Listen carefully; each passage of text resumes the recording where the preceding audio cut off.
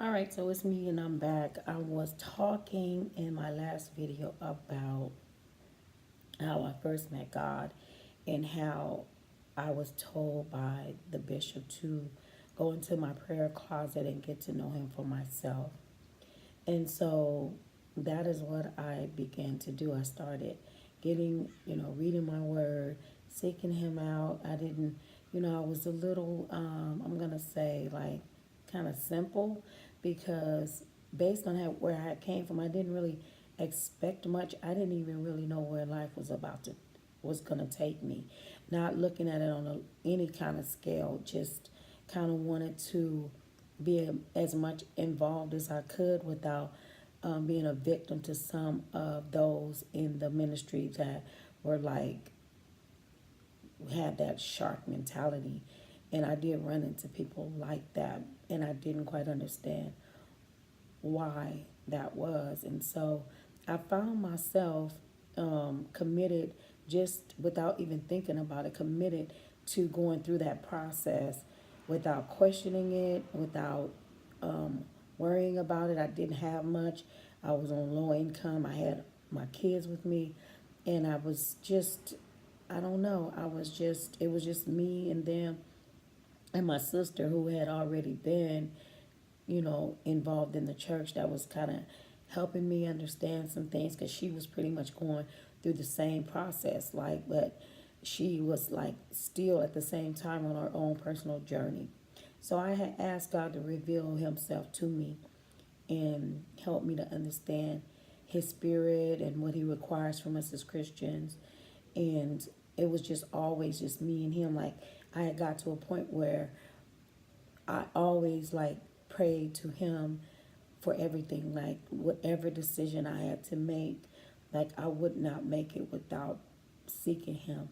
At the time, my baby brother, who was like in the life, like he wasn't, saved. I don't even know if he even actually believed in God, but his lifestyle was pretty fast and it was really, a dangerous lifestyle. And so he had been known for being very selfish, and he would walk around with bags of money, and like, no matter how much we struggled, it was like we could not get anything from him. Like, he just didn't have it in his heart. He was living his life, and that was the bottom line. And so he had came to a moment in his life where he was like caught up in something, and like he had came to us, and he had a car that he was about, that he had got, that had got taken from him.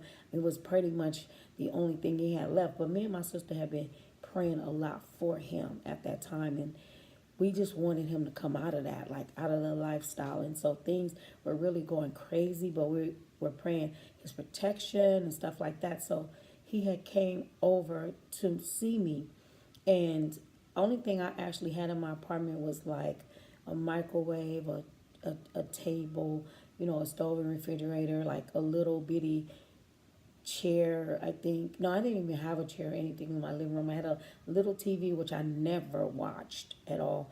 At first, I didn't have a phone, but I had got a phone. And I think at some time the phone ended up getting cut off, and I didn't care. Like, and it was like a 3 bedroom, and it was like reasonable, enough for me to just pay my bills and get food for me and my kids.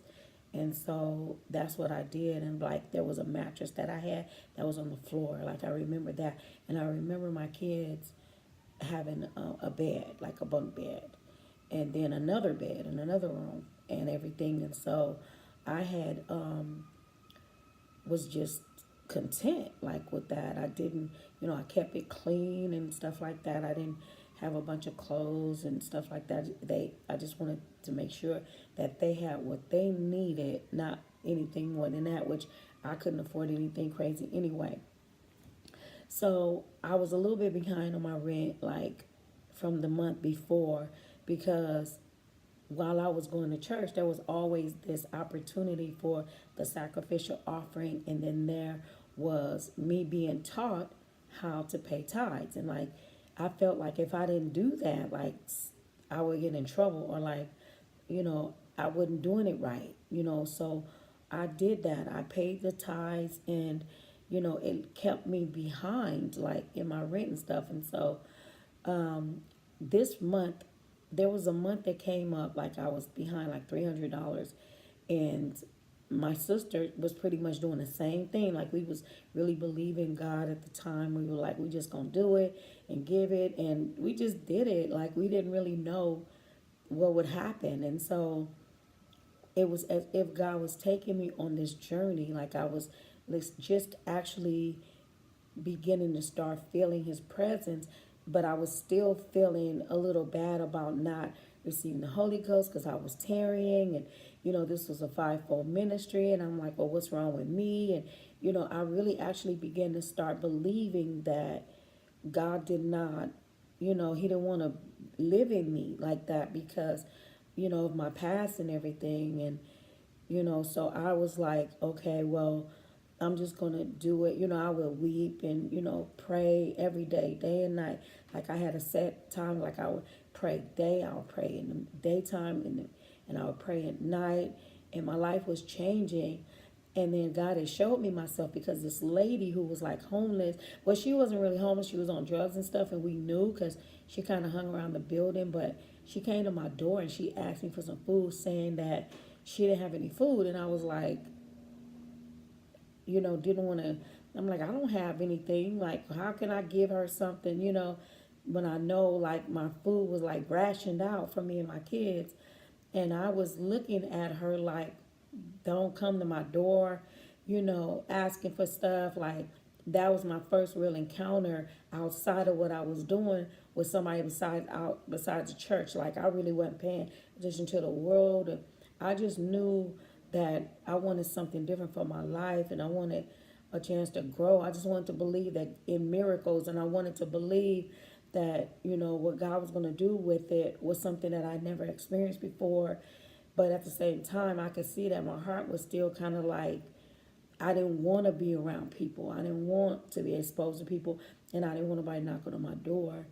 And so my sister was downstairs. Like, I lived upstairs and she lived across from me downstairs, and she looked at me, and she, after it was like over, so she came to me and she said, that sometimes God will test us.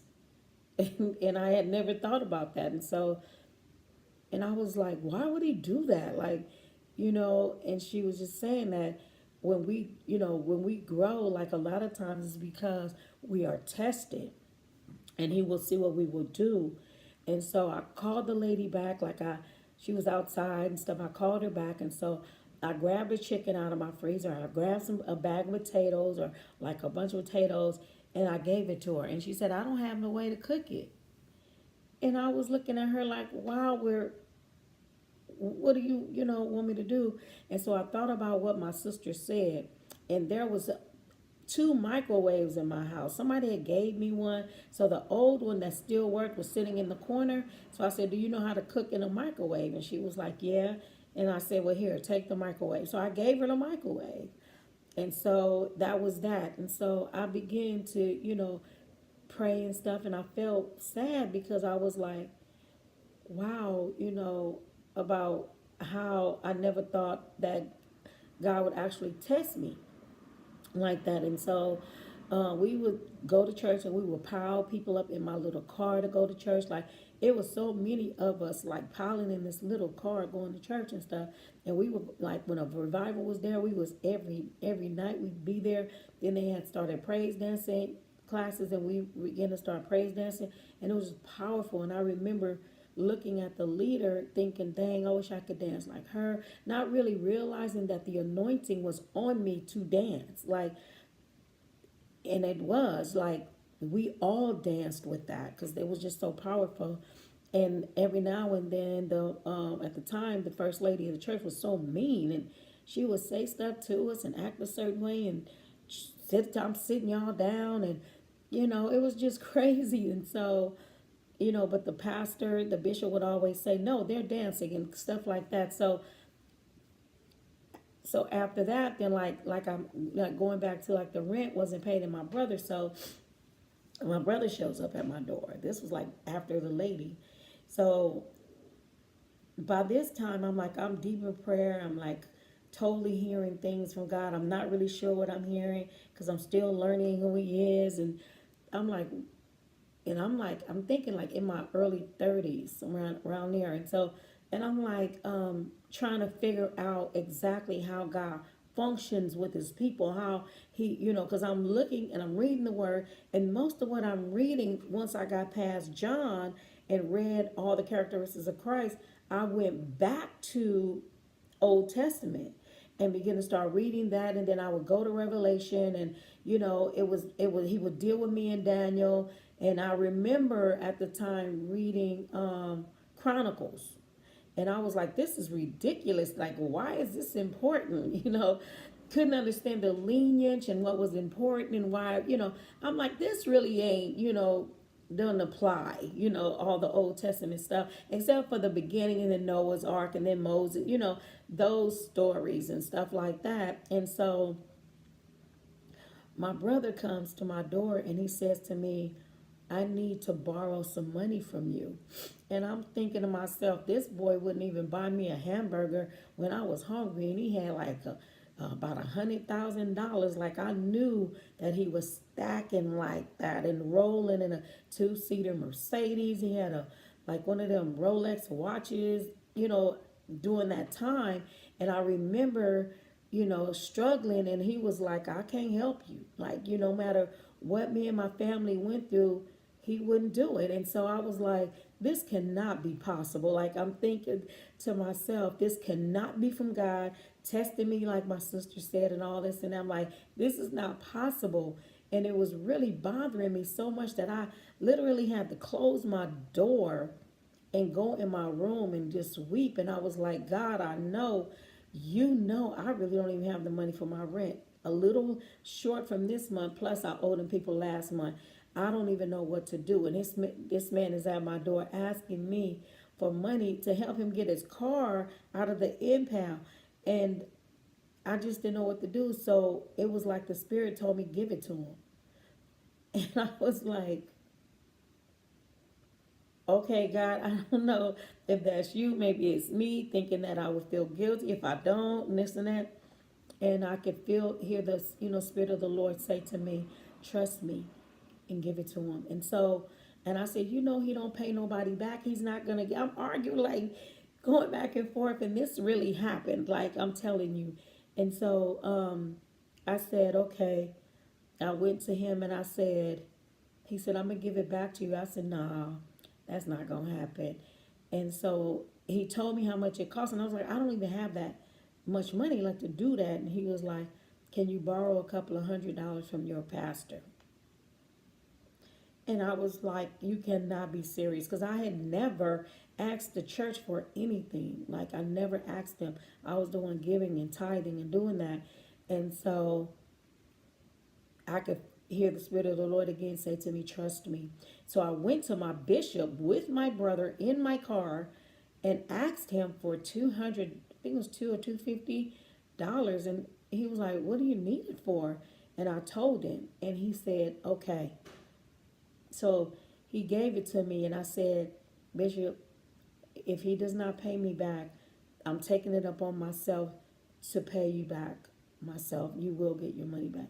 So he was like, okay. And so, and he was looking at me like, I hope you know what you're doing. And so, he didn't question it or nothing. He just gave it to me. And so I go to the DMV and all this and that. So it turns out he needed that money from me, the money from my bishop, and he needed me to write another $125 check of my own to get the rest of my money, because there was this towing fee and the DMV had to release it, and it was a lot. It was so much, I couldn't believe it. And I was like, wow, okay. So I just did it. I did it, and after that, I kind of felt messed up because I was like, this is crazy. Like, what God would do that, have me do that, knowing this boy and knowing. I said, but you know what? I'm just gonna go ahead and trust. So me and my sister, we got together that evening, and we went to the mall, and this was the Riverside Tyler Mall. And so we went to the Tyler Mall, and I wanted to get some perfume. I'm like, I might as well buy me some. I ain't got no money anyway, because I didn't buy me stuff and all that. So I tried to write a check for some perfume, and it was like the Spirit of the Lord said, I didn't tell you to spend no money. So I'm like, wow. The next thing I knew, this woman comes walking up to me and my sister saying, oh my God, I need some help. I just missed my last bus. I live in Sun City. I don't even know at the time where Sun City was. And she said the bus stops running down there at a certain time and I missed my bus and I'm trying to get help. So I looked at my sister and I got this real eerie feeling in my stomach.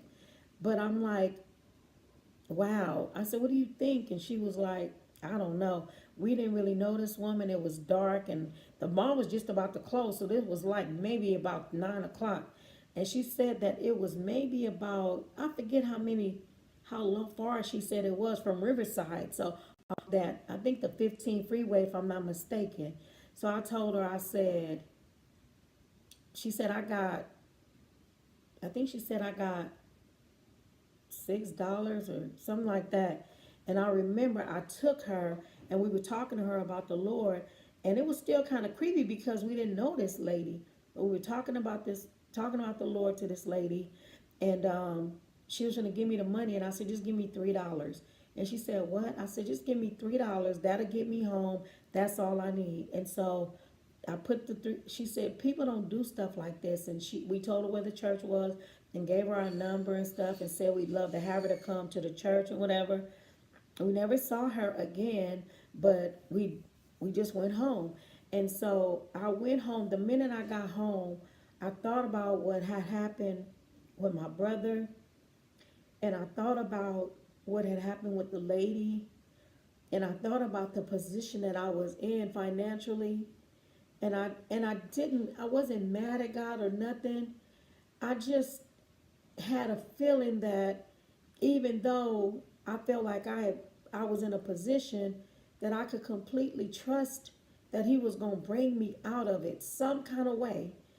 And so I said to myself, I'm going to go to the office because time was running out before they put an extra fee on my rent and stuff. And I knew I didn't have enough. So I said I was going to go to the office the next morning and let them know what had happened. And so when I woke up that next morning, which was very early that morning, I will never forget it. I got up and I was praying and reading my Bible, and I could hear a knock on my door. So I'm like, well, who's knocking on the door this early in the morning? And I wasn't sitting there feeling sorry for myself. I wasn't regretful for anything that God had me do. It was as if that whole day, this is all happened in the same day, was a journey, And I go to my door and I see my landlord standing at my door. And I looked at her and she had something in her hand. And she handed it to me and she said, Merry Christmas. Mind you, this was November. And I said, Christmas? She said, yeah, Merry Christmas. Your rent is paid. And when she gave me the receipt, when I tell you, I said, I just took the paper, but I didn't look at it. And I said, my rent is paid. And she said, yeah, your rent is paid. And I said, well, what about the money that I owe you from last month? She said, that's paid too. And I was like, what? How? And she said, the landlord is going through some stuff with her husband in regard to the property. And because of that, she wanted to make sure that you were okay. And then I called my sister and she said she did the same thing to me. And we could not believe it. It was the very first time that God had actually performed a miracle in my life. They didn't even know I didn't have the rent yet. They didn't even know. And then the thought of my bishop came to mind, but I wasn't worried about it. But the next thing I knew, my brother shows up. just in time. Now, it wasn't the same day, but it wasn't that far long after that that he showed up and paid me all of my money back. And not just that, but he ended up coming to the church.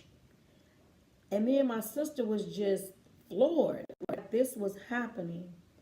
And I tell you when I tell you that I knew that moment that God was realer than I thought he was. Like actually, I didn't really know word by word, but I was studying the word of God to the best of my ability, line up on line, precept upon precept. And I wanted everything that he had for me. So what I had begun to start doing was trying him and seeing. I didn't realize I was already trying him because the Bible says in Malachi that, to try me and see won't I open up a window in heaven and pour out blessings so big you won't even have room enough to receive them. And that was just the beginning of the journey of me not staying totally committed the way that season in my life was and falling away at a time after that, but still yet knowing that from the moment that I understood who he actually is, that I would never lose that. No matter what I was going through, what decisions or mistakes that I made, that he had somewhat created or made a covenant with me that was unbreakable. No matter what I did, I could not break it. Letting me know I'm faithful, I am connected to you, and I'm going to hold on to you until I get you there. And so I bless him for that. That's only one thing that happened in my life. What I knew, it was nobody but him. And I wanted to share that. So I'm going to end with that part of it, but I will pick it up and tell you more about the journey because so much happened after that, and I want to share it with you. And I pray that this blessed you. And I pray much that God is continuing to bless you on this wonderful day. And just know that I am praying much for all of you, each and every last one of you that's watching this, that God will pour blessings in your life and that what he did for me to prove to me who he is, that if you just ask him and seek him, like it don't even have to take all of that which I had did, but that he give you that. And I want to point out that part of the moral of this is that when I was looking at man, what it did was help me to understand instead of running from the church, it helped me to understand that I had to have God because man was going to cause me to go back to the vomit that I just came from if I trusted them. Because I realized that there was no self-control and a lot of people that was trying to teach me how to have self-control. And so I asked God to do it and he did it. Be blessed. I will see you soon.